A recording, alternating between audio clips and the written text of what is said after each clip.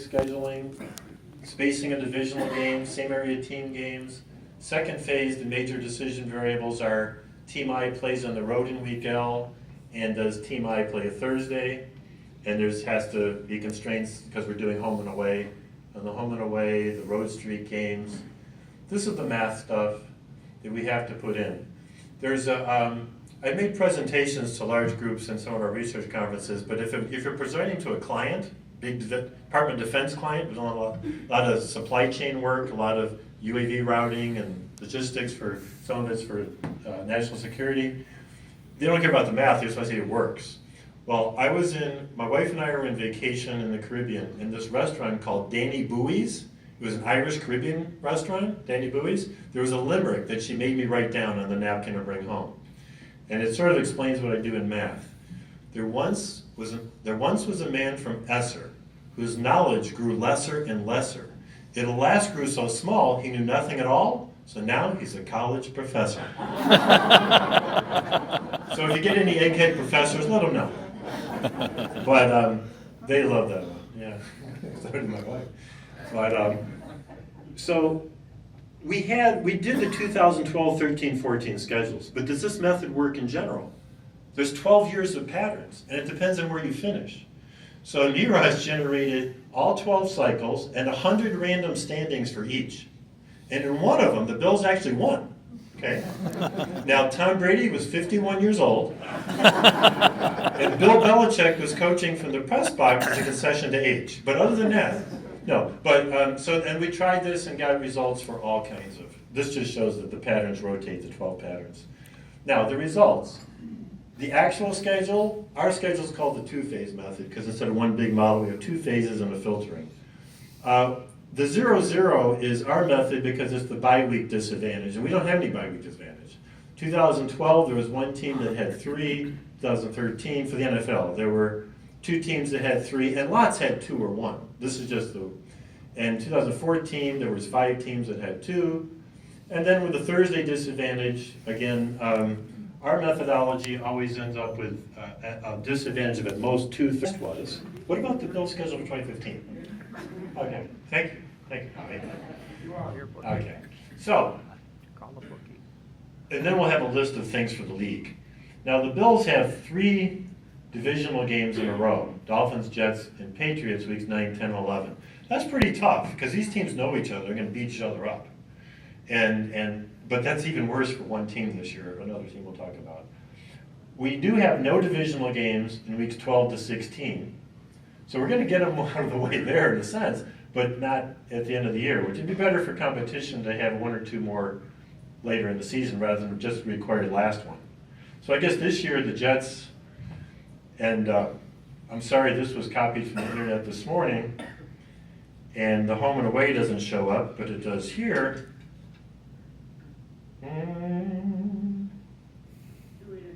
Yeah, that's at home. But Miami's not here in January or December. Miami comes, oh my God, they come in September. What wimps. But, and then November 8th. Our bye week is week 8, which is nice, sort of in the middle of the season. You can argue whether it should be early to recover from injuries from the preseason or whether the middle is good. But we do have those, and we do have 3 road games in a row. First 2 are divisional, and then we also have to, it overlaps, and then you have to go to Kansas City. So that's not very good. They have 3 road games in a row, and 2 of the divisional games are the first 2 road trips. So that's hard. Now, what about the whole schedule? This is what, we got a call from NFL.com yesterday and spent 30 minutes talking about this, which is fun. And the Wall Street Journal called Friday, because of the upcoming 2015 season, we went through this again. So we're going to get some more coverage. 7 teams will play 3 or more better rested opponents. Who are they? Of course it's Buffalo, the bold stuff. So we'll go from 29 to 32. We'll still lead the league. New England, though, has 3 games this way, San Diego and Kansas City. Now the worst ones, Washington has 5, like we had in 2013. 3 are from bye, 2 from the previous week. Dallas has 4, 2 byes, 2 Thursday disadvantages. And Seattle has 4, 3 from byes and 1 Thursdays. And remember I said Cincinnati was the team with the least number of disadvantages by race. Again, they have 0 this year. Who knows why? I don't know. Maybe Mike North is from Cincinnati. I got to ask him. But Miami, so these are the teams that don't play against anybody with less rest. And 12 teams face divisional opponents who have at least have an extra rest. Those ones we don't like. So our methodology is trying to reduce the negative components, like that some people might have more distance to travel than others and so forth. Did you look at the correlation on any of the variables to win-loss records? For example, is distance travel, if you have to go more across the country, does that influence win-loss record more than something else? Okay, to be honest, we didn't do that analytics. All we did was that, you have a better win-loss record if you're playing against a team with they have greater loss, you lose more often, everything equal. Like I said, about 2.5 point disadvantage per week. The other statistics we didn't, other than it's tons of team complaints. Every team complains about it, so we sort of just took it and ran with it.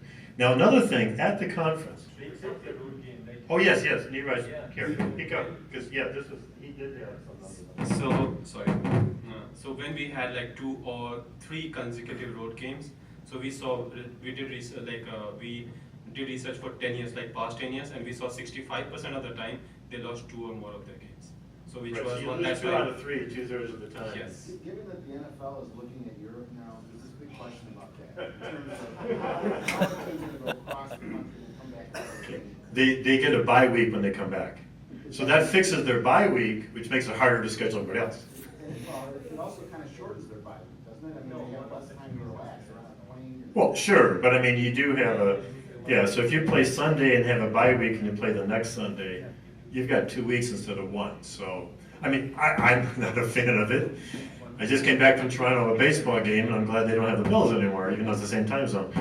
But that did remind me, okay, there was that, absolutely. Oh, the other thing, which will never change, because it's a money-driven league.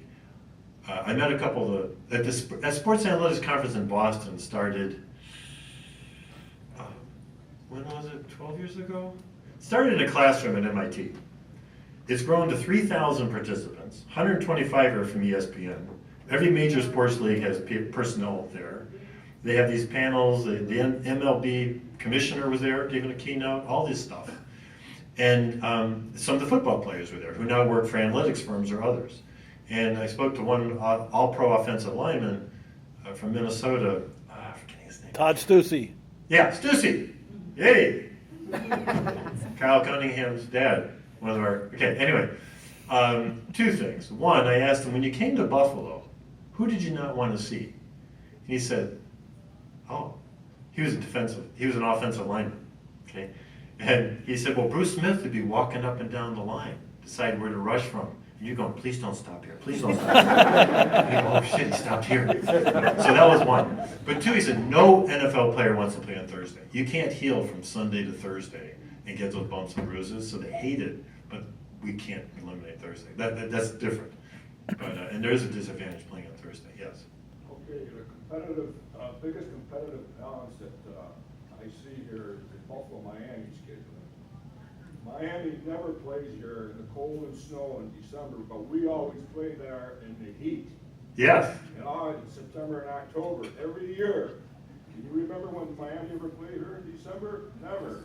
Okay, this year they're playing on November 8th. Right. And it's still not cold and snow enough. We're playing there on the 27th where it's hot. Right, so we need another November. Every year. Now, the solution to this. Yes. The NFL needs to realign the whole division. Okay. The whole. And Mike North, the head of scheduling for quite a while, and the beginning of their version of using math models and computers since 2004, said that he believes that there are other approaches and that the approach we're taking could work. That's why he gave us the stadium availability and primetime games for 2015, and we're working now on modifying our math and our approach to include those. And if we can come up with at least decent schedules, then he's going to give us the other problems they have. There's another 100 requests, soft constraints. We prefer this, we prefer that. We're from the South, whatever. Not to keep picking at them. And then he would fund another PhD student for 3 years to keep doing it. Now that's one thing. And he said, well, then we can have another methodology for the 2018 season. Now, again, having presented this at the analytics conference in, doesn't matter, in Boston, I met Chris Grower. Chris Grower had Link Analytics, was a small company he had, and they were purchased by KPMG to be their sports scheduling division. And they have a totally different methodology, and they knew Mike North because they were negotiating with him for a contract to come up with another scheduling methodology. And in Boston, he came and heard my presentation. Fast forward 4 or 5 months, he's hired Neeraj to be the third person on his team to do sports scheduling. So Neeraj will be working on the NF schedule for KPMG, and they just signed a contract with the NBA, which has been doing manual scheduling for 25 years with a UB alumnus doing it. Okay, so, and he'll be retiring soon, so they're going to look at the mathematical approach for the NBA. So there's a lot of interest in this type of thing, and Mike is very much open to come to give a seminar to our department in the fall. So really nice guy, very honest about how hard it is, but he does believe, I'm not sure, he does believe there's some golden nuggets, he calls it, in there somewhere. You just got to find them, so that you can put more weight on competitive imbalance and still get everything to work. You know, even though Taylor Swift has a concert, you can't play that stadium. NASCAR's in town, the city has an ordinance, you can't have 2 big events in the same area. There's all kinds of other funky constraints. Got time for 2 more. One more, okay. Somebody who hasn't asked a question, Howie, no, okay. No, you've got to go. The other question I had was on broadcast. You had mentioned you're going to start looking at that now? Yes, we have been, and we, from the first phase, we've had to change it to include home and away in the first phase and just do the Thursdays in the second phase. We're generating schedules from the first phase, and we're programming the second phase right now. The question is, I understand you said earlier that the NFL takes the whole thing and looks at it as a whole and throws Right. it out and does it again. I don't believe that broadcast has something to do with throwing it out. I mean, I don't know this, but. No, okay. I was just gonna say, if they look at it and they see Cleveland playing Jacksonville, they're not gonna want that on a Sunday night rather than Dallas. No, they've already picked the games that have, so what you do is, suppose you pick 16 weeks, suppose, well, 17, the bye. You pick a certain number of games, and they're more flexible than they used to be. They say, I want these 43 games spread out over these weeks. And they guarantee CBS will get so many, Fox will get so many, but CBS and Fox don't get to pick which ones, just that they're now, but they're gonna get a good set of games. Okay, and then there's the NFL Network picks up the dregs and others, and They some don't others. necessarily know when they are. No, they're getting good ones. And, but anyway, and so they've given them to us, and we can, because you can mix them up week to week, whatever week to fit, but these are games that need to be on, so you need to schedule, and then they can decide 1 o'clock, 4 o'clock, or Monday, or evening after that, so it's, but it's still, it's a restriction, and these are the fewer schedules. So we'll see how it all goes, but this was a nice story of getting a job, and getting a lot of attention, and hopefully it'll be able to continue. So, thanks very much.